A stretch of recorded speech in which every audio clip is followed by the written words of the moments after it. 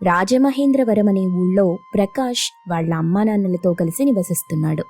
ప్రకాష్ చిన్న వయసు నుండే తన ఆరోగ్యం పట్ల చాలా జాగ్రత్తగా ఉంటూ చాలా ఆరోగ్య సూత్రాలు పాటిస్తూ జీవిస్తూ ఉంటాడు.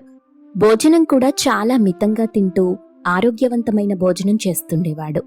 కాని ప్రకాష్ ప్రతి భోజనంలో పౌష్టికాహారం వెతకటం వల్ల వాళ్ళమ్మ సుజాత విసిగిపోతూ ఉండేది. ఒకరోజు సుజాత తన భర్తతో బయటికి వెళ్లి నడుస్తూ మాట్లాడుతూ ఉంటుంది. ఎందుకు ఎప్పుడు వాడితో గొడవ పడుతుంటావు? వాడికి కావలసింది వాడికిచ్చేస్తే ప్రశాంతంగా ఉంటాడు కదా. నువ్వు అనవసరంగా గొడవపడి నీ ఆరోగ్యం పాడు చేసుకుంటున్నావు. ఏం చేయమంటారండి, వాడు చేసే పని చూస్తుంటే నాకు కోపం ఆగట్లేదు. ఏది పెట్టినా అందులో పౌష్టికాహారం వెతుకుతుంటాడు. రోజు పౌష్టికాహారం ఎక్కడి నుండొస్తుంది? ఏదైనా కూర వండానంటే అది ఎక్కువసేపు ఉడకబెట్టేశారు, ఇందులో పౌష్టికాహారాలు పోయాయి అంటాడు. ఏదైనా మసాలా వేశానంటే ఎందుకు వేశావందులో అని తినటం మానేస్తాడు. ఇలాగైతే ఎలా, మీరే చెప్పండి.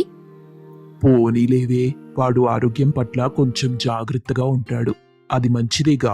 పెళ్ళాం వస్తే వాడే సర్దుకుంటాడు. ఇప్పటి నుండి ఎందుకు నువ్వు బాధపడుతున్నావు? వాడికి నచ్చినట్టు వండి పెట్టేయి.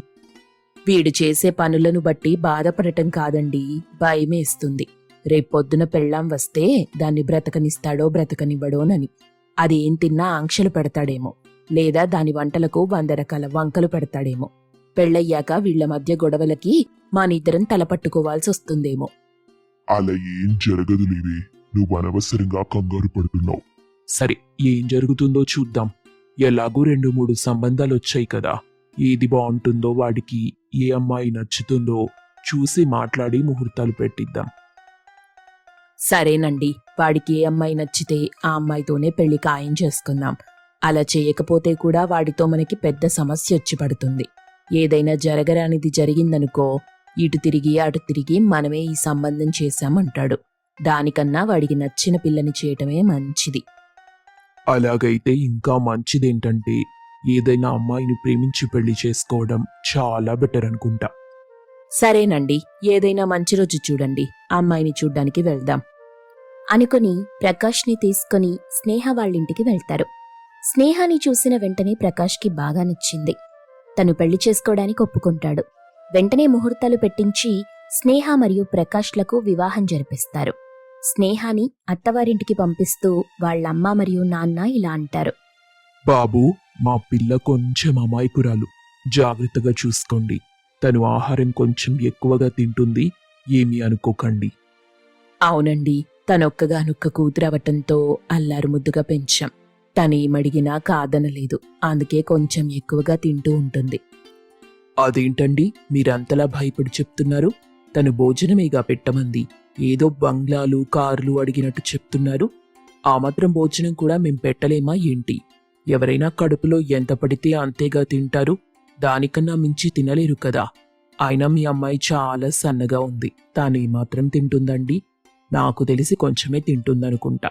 కానీ మీరదే ఎక్కువగా తింటుందని అనుకుంటున్నారేమో అనిపిస్తుంది. ఏం పర్వాలేదు, మీరు భయపడకండి, మేం బాగానే చూసుకుంటాం అని ప్రకాష్ చెప్పేసి తన ఇంటికి తీసుకెళ్లిపోతాడు. అమ్మా స్నేహ, నీ భర్త ఏం తింటాడో ఎలా తింటాడో నీకు చెప్తాను. నువ్వలాగే చేసి పెట్టాలి. అందులో ఏదైనా కొంచెం తేడా జరిగితే వాడు భోజనమే మానేస్తాడు. జాగ్రత్తగా గుర్తుపెట్టుకో. వాడన్నీ కొలతగా తింటాడు, మరియు ఉడికి ఉడకని కూరగాయలు తింటాడు. అంటే హాఫ్ బాయిల్ వెజిటేబుల్స్ అంటారుగా, అలాగా. వాడు 3 పూటలా అలాంటి ఆహారమే తింటూ ఉంటాడు. నువ్వు కొంచెం జాగ్రత్తగా చూసుకో. అలాగే అత్తయ్యా, కానీ మీరు 2 రోజులు నా పక్కనే ఉండి నాకు నేర్పిస్తూ ఉండండి, నేను నేర్చుకుంటాను. సుజాత తనకి వంట నేర్పించడానికి వెజిటేబుల్స్ మరియు టమాటాలు అక్కడ పెడుతుంది. సుజాత టమాటాలు కట్ చేస్తూ ఉంటే ఒక్కొక్క ముక్క తీసుకుని స్నేహ తింటూ ఉంది. వెజిటేబుల్స్ అన్నీ కట్ చేసేలోపు టమాటాలన్నీ తినేస్తుంది స్నేహ. ఏంటమ్మా, టమాటాలన్నీ తినేశావు? ఇప్పుడు కూరకెలా? మళ్ళీ తెచ్చుకుని కోసుకోవాలా ఏంటి? అత్తయ్యగారు, ఇంట్లో ఏవైనా ఉన్నాయా తినడానికి? అంటే మిక్చర్ గాని, చెకోడీలు గాని, అప్పడాలు అలాంటివి. బాగా ఆకలేస్తుంది. ఉంటాయమ్మా, మన ఇంట్లో అలాంటివి ఉండవా చెప్పు? నీ అత్తయ్య గారికి మరియు నాకు సాయంత్రం టీతో అవి తినటం అలవాటు. అందుకే ఎప్పుడూ ఇంట్లో ఉంచుతాం. కానీ ప్రకాష్ మాత్రం ఏవీ తినడు. ఒకవేళ తినాల్సి వస్తే వేయించిన పల్లీలు తింటాడంతే. ఒక్క నిమిషం ఆగు, ఇప్పుడే తీసిస్తాను. ఇప్పుడే కదమ్మా ఈ టిఫిన్ తిన్నావు, వెంటనే ఇలాంటివి తింటే కడుపు పాడైపోతుంది. కొంత టైం తర్వాత తిందువు గాని ఏం పర్వాలేదు లేవే, కొంచెం తింటే ఏమవుతుంది. అని చెప్పి రాజు తనకి కావలసినవన్నీ ప్లేట్లో వేసిచ్చాడు. స్నేహ చక్కగా కూర్చుని తింటూ ఉంది. ఇంతలో భోజనం టైం అయింది. అబ్బాయి వచ్చే టైం అయింది, నువ్వు భోజనం తయారు చేసావా లేదా? అయిపోయింది మావయ్య, ఇప్పుడే వంటగదిలోకి వెళ్ళి వచ్చాను కదా, అప్పుడు చూశాను వంటంతా అత్తయ్య గారు రెడీ చేసేశారు. డైనింగ్ టేబుల్ మీద తెచ్చి పెట్టడమే ఆలస్యం. స్నేహ వెళ్లి వంట సామాన్లన్నీ డైనింగ్ టేబుల్ మీద తెచ్చి పెట్టింది. ఇంతలో ప్రకాష్ ఇంటికొచ్చాడు. ఏంటి అవన్నీ తింటున్నావు? అమ్మ నా కోసం చేసినవి వేసుకుని తిను, ఇవి తింటే చాలా హెల్దీగా ఉంటావు. ఇప్పుడే కదండి వచ్చాను, ఒకేసారి ఇలాంటి భోజనం తినమంటే కొంచెం కష్టంగా ఉంటుంది. కొంచెం కొంచెంగా అలవాటు చేసుకుంటాను సరే అయితే నీ ఇష్టం. అని ప్రకాష్ భోంచేసి సోఫా మీద కూర్చుంటాడు. ఇంతలో కాలింగ్ బెల్ మోగింది. ప్రకాష్ వెళ్లి తలుపు తీసి చూస్తే ఫుడ్ డెలివరీ బాయ్ వచ్చాడు. ఫుడ్ డెలివరీ ఇచ్చేసి వెళ్ళిపోతాడు. ఏంటి స్నేహ, నీ పేరు మీద ఫుడ్ డెలివరీ వచ్చినట్టుంది? ఇప్పుడేగా భోంచేసావు, మళ్ళీ ఆర్డర్ ఎందుకు పెట్టావు? అదా, ఇప్పుడు తిన్న ఫుడ్ నాకేం నచ్చలేదండి, అందుకే ఆర్డర్ పెట్టాను.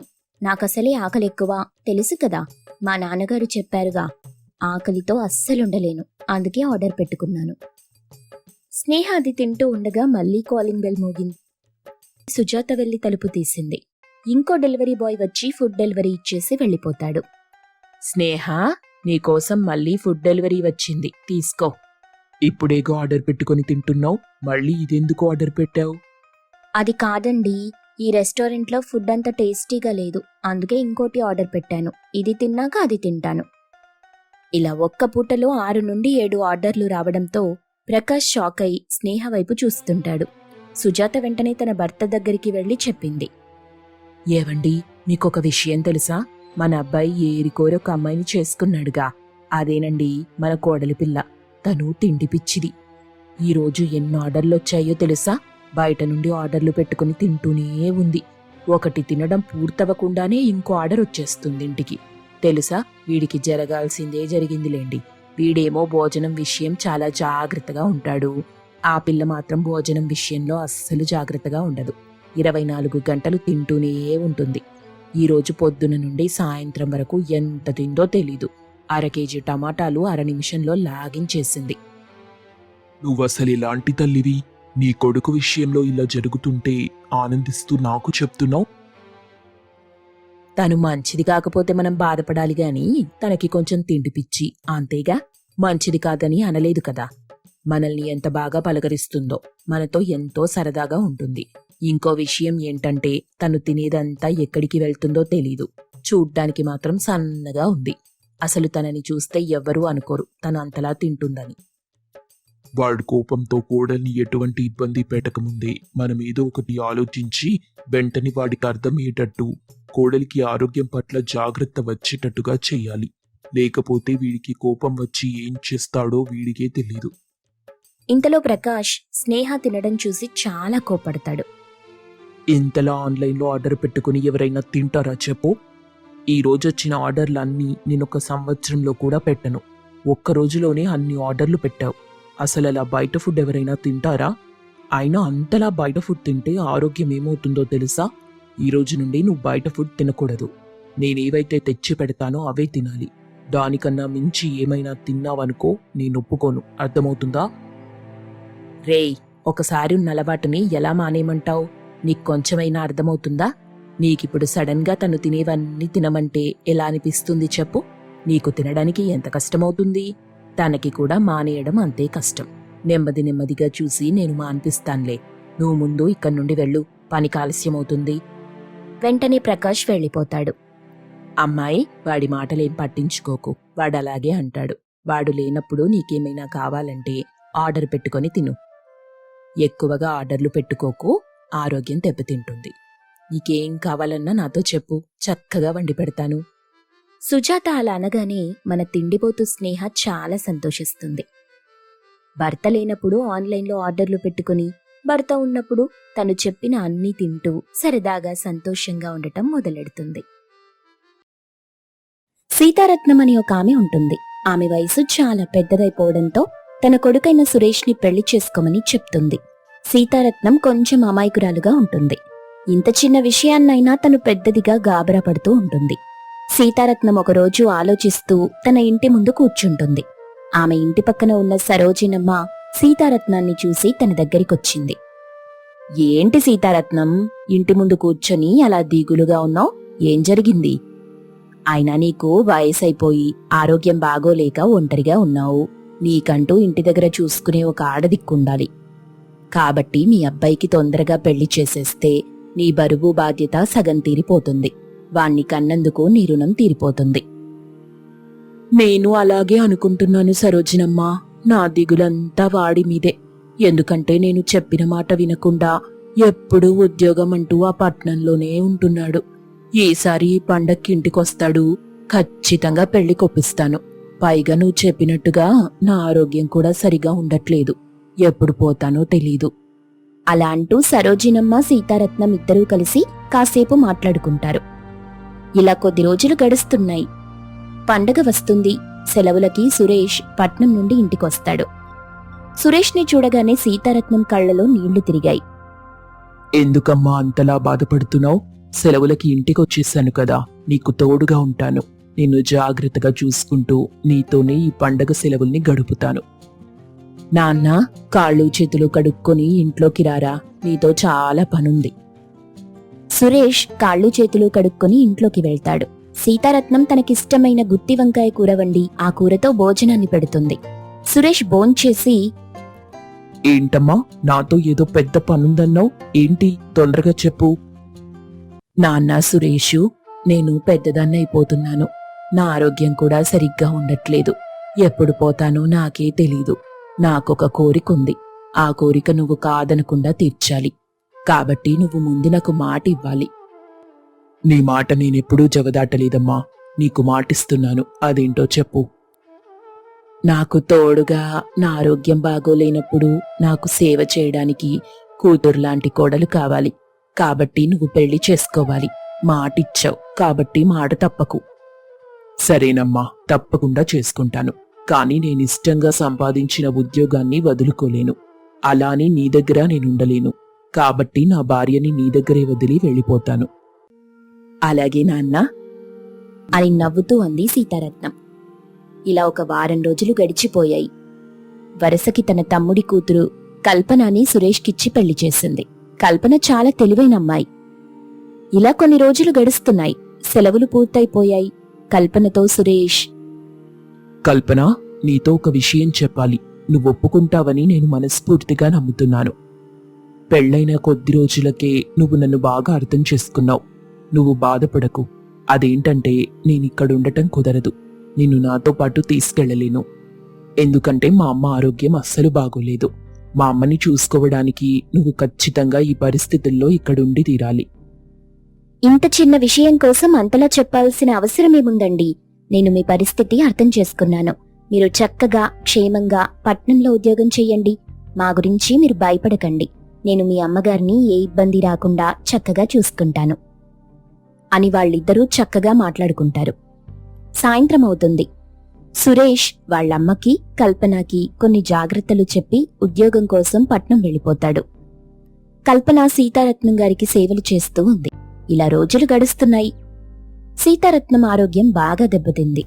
కల్పన మాత్రం సీతారత్నాన్ని సొంత కూతురిలా సేవలు చేస్తూ చూసుకుంటుంది.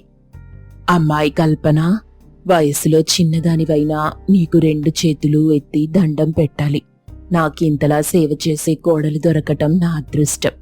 ఇంత చిన్న వయసులో బరువు బాధ్యత అంతా నీ మీద పడింది అని బాధపడుతూ ఉంటుంది. అలా అంటారేంటత్తయ్యా? మీరు మా అమ్మతో సమానం. నా చిన్నతనంలో మా అమ్మ చనిపోయింది. నేను మీలో మా అమ్మని చూసుకుంటున్నానత్తయ్యా. మీరు చాలా మంచివారు. మిమ్మల్ని చూసుకోవటం నా ధర్మం. మీరింకెప్పుడు ఇలా బాధపడకండి అని డాక్టర్ దగ్గరికి తీసుకెళ్లి మంచి మందులిచ్చి సీతారత్నంకి బాగు చేయిస్తుంది. ఇలా కొన్ని రోజులు పోయాక సీతారత్నం ఆరోగ్యం కాస్త కుదుటపడింది.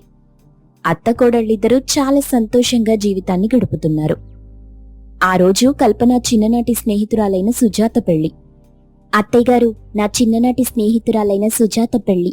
ఈరోజు నేను చాలా దూరం వెళ్తున్నాను. మీరు టైంకి మందులు వేసుకుని జాగ్రత్తగా ఉండండి అంటూ చెప్పింది. అమ్మా కల్పన, ఎండలు బయట బీభత్సంగా ఉన్నాయి. నువ్వు ఊరెళ్తున్నావు, కానీ జాగ్రత్తగా వెళ్ళిరా మరి. ఈ ఎండకి ఎక్కడైనా మంచి జ్యూస్ లాంటిది తాగుతూ ఉండు. అలాగే అత్తయ్యా అంటూ తన స్నేహితురాలి పెళ్లికి వెళ్తుంది. ఆ ఊరు చాలా దూరంలో ఉండటం వల్ల ఎండకి బాగా వడదెబ్బ తగిలింది. ఊరు వెళ్లగానే పెళ్లిలో భోజనాలు చేసే దగ్గర కొన్ని జ్యూసుల్ని అందరికీ పంచుతున్నారు. కల్పన చాలా దాహంతో ఉండడంతో తను కూడా జ్యూస్ తీసుకుని తాగింది. జ్యూస్ చాలా రుచిగా ఉంది. అక్కడ జ్యూస్లు పంచే బాబాయ్ దగ్గరికి వెళ్లి, బాబాయ్, జ్యూస్ చాలా రుచిగా ఉంది. నేనెప్పుడూ ఎటువంటి జ్యూస్ తాగలేదు. దీన్ని దేంతో తయారు చేస్తారు? అమ్మాయి, ఈ జ్యూస్ ని ఆంపన్నా అంటారు. ఈ జ్యూస్ తాగటం వల్ల మన శరీరానికి ఎన్నో ఉపయోగాలున్నాయి. ఎండకి వడదెబ్బ నుండి ఉపశమనం కలిగిస్తుంది. బాబాయ్, ఈ జ్యూస్ చల్లగా, తియ్యగా, కారంగా, పుల్లగా ఉంది. దేంతో తయారు చేస్తారు? ఈ జ్యూస్ ని తయారు చేయటం చాలా సులభం. పచ్చి మామిడికాయలతో దీన్ని తయారు చేస్తారు అని తయారు చేసే పద్ధతంతా కల్పనకి చెప్పాడు. చాలా కృతజ్ఞతలు బాబాయ్, నాకీ జ్యూస్ చాలా బాగా నచ్చింది అని పెళ్లి నుండి తిరిగింటికొచ్చేసింది. ఆ రోజు రాత్రి అనుకోకుండా పెద్ద గాలివానొచ్చింది. సీతారత్నం ఇంటి వెనుక ఒక పెద్ద మామిడి చెట్టుంది. ఆ మామిడి చెట్టు ఎక్కువ మామిడికాయలిస్తుంది. ప్రతి సంవత్సరం ఆ మామిడి పళ్ళని కోసి బజారుకి తీసుకెళ్లి సీతారత్నం కొంత డబ్బులకి అమ్ముకునేది. కాని ఆ గాలివానకి మామిడి చెట్టుకున్న మామిడికాయలు మొత్తం రాలిపోయాయి. పాపం సీతారత్నం తెల్లవారి వెళ్లి చూస్తే చెట్టుకి ఉన్న మామిడికాయలు మొత్తం కిందన పడున్నాయి. అది చూసి తట్టుకోలేక లబోదిబోమని ఏడుస్తుంది. అప్పుడు కల్పన వచ్చి, ఎందుకత్తయ్య అంతలా ఏడుస్తున్నారు? ఇప్పుడు ఏమంత కొంప మునిగిపోయిందని ఈ మామిడికాయల కోసం బంగారం పోయినంతగా బాధపడుతున్నారు? అసలే మీ ఆరోగ్యం బాగోలేదు. అంతలా ఏడవకండి. దానికి నేను పరిష్కారం చెప్తానుగా. అమ్మాయి, నేను ప్రతి సంవత్సరం ఆ మామిడి చెట్టు మీదే ఆధారపడి బతుకుతున్నాను. ఈ ఎండాకాలంలో మామిడి పళ్ళ వల్ల నేనెక్కువ డబ్బులు సంపాదించేదాన్ని. ఇప్పుడు మన దగ్గర డబ్బు తక్కువగా ఉంది. అసలే నెల నెలా నా ఆరోగ్యం కోసం హాస్పిటల్కి ఎన్నో డబ్బులు పోస్తున్నాం. ఇంకా మన ఖర్చులకి కూడా ఉండాలి కదమ్మా. అందుకే నేను ఇంతలా ఏడుస్తున్నాను. బాధపడకండి. నా దగ్గర ఒక మంచి ఆలోచన ఉంది. ఈ మామిడికాయల వల్ల ఎంతో ఉపయోగం ఉంది. మామిడికాయలన్నీ ఒక బుట్టలో వేసి ఇంటికి తీసుకెళ్దాం. ఈ మామిడికాయలతో ఏం చేస్తామమ్మా? పక్వానికి రాని మామిడికాయలు దేనికి ఉపయోగపడవు. బయట పారేయడమే. అత్తయ్య, ఎప్పటి నుండో జ్యూస్ షాప్ పెట్టాలని నాకు కోరిక. నా కోరిక ఈ రూపంలో నెరవేరుతుంది. మామిడికాయలు పోయాయని నేనేడుస్తుంటే మధ్యలో నీ గోలేంటమ్మా? నువ్వు మాట్లాడే మాటలు సందర్భాన్ని బట్టి మాట్లాడాలి. అయినా ఈ జ్యూస్ షాప్, అసలు ఈ జ్యూస్ తయారు చేయడం వచ్చా నీకు? అత్తయ్య, ఈ పచ్చి మామిడికాయలతో ఆంపన్న జ్యూస్ తయారు చేసి మనం బయట అమ్ముదాం. ఏంటి కల్పన, నువ్వు మాట్లాడే మాటలు నాకేం అర్థం కావట్లేదు. నువ్వు పెళ్లికి వెళ్ళొచ్చినప్పటి నుండి నీ మతి పోయినట్టుంది. లేకపోతే ఈ పచ్చి మామిడికాయలతో ఆంపన్న జ్యూస్ తయారు చేయడమేంటి? నేనెప్పుడూ ఇది విననే లేదు. ఆంపన్నా లేదు, ఆమె పన్నా లేదు. మామిడికాయలన్నీ ఏరి ఆ చెత్త కడువలో వేసేసిరా. అత్తయ్య, నేను పెళ్లికి వెళ్ళాను కదా, అప్పుడు ఆ పెళ్లిలో కొత్తగా ఆంపన్న జ్యూస్ ఇచ్చారు. ఆ జ్యూస్ ని తాగాను. చాలా బాగుంది. అక్కడ ఉన్న బాబాయిని జ్యూస్ ఎలా తయారు చేయాలో, దేంతో తయారు చేస్తారో మొత్తం కనుక్కున్నాను. కాబట్టి ఆ పచ్చి మామిడికాయల్ని అనవసరంగా పారేయకుండా జ్యూస్ తయారు చేసి అమ్మేద్దాం. అవునా? ఆ పెళ్లిలో ఈ జ్యూస్ ఇచ్చారా? దీన్ని ఎలా తయారు చేస్తారు? దీనికి ఏమేం సామాగ్రి కావాలి? కొన్ని మామిడికాయలు తీసుకొని తొక్క తీసి చిన్న చిన్న ముక్కలుగా కోసి బాగా ఉడకబెట్టాలి. తరువాత చల్లారిన తరువాత బాగా మెత్తగా కలపాలి. ఆ మామిడికాయల ముద్దలో పుదీనా ఆకులు, జీలకర్ర పొడి, కొంచెం ఉప్పు, తగినంత పంచదార వేసి ఒక ముద్దగా తయారు చేయాలి. దీనిలో కొంచెం నీరు కలపాలి. బాగా మెత్తగా, చిక్కగా కాకుండా కొంచెం పల్చగా జ్యూస్లా తయారు చేయాలి. దానిలో చల్లదనం కోసం మట్టి కుండలోని నీళ్లను వేసి తాగితే చాలా చల్లగా ఉంటుంది. అలాగే ఎండకి వడదెబ్బ కూడా తగలకుండా ఉంటుంది. అవునా కోడలా? నేనింతవరకు వినలేదు ఈ పచ్చి మామిడికాయల వెనుక ఇంత రహస్యం ఉంటుందని. నువ్వు చాలా తెలివైన దానివి. అలా అత్త కోడళ్ళిద్దరూ కలిసి మామిడికాయలన్నీ తెచ్చి ఆంపన్నా జ్యూస్ తయారు చేశారు. అలా తయారు చేసిన జ్యూస్ ని ఊరి మధ్యలో అమ్ముతూ ఉంటారు. ఆంపన్నా జ్యూస్, ఆంపన్నా జ్యూస్ దీన్ని తాగటం వల్ల ఎండ నుండి వడదెబ్బ తగలకుండా ఉపశమనం కలిగిస్తుంది, మన శరీరాన్ని చల్లగా ఉంచుతుంది అంటూ ప్రచారం చేస్తూ జ్యూస్ని అమ్ముతుంది. అక్కడున్న ప్రజలంతా ఇదేదో కొత్తగా ఉందని ఆ జ్యూస్ని తాగుతూ ఉంటారు. ఈ విధంగా కల్పన మామిడికాయలు వృధా కాకుండా ఆంపన్నా చేసి అమ్మి డబ్బు సంపాదిస్తుంది.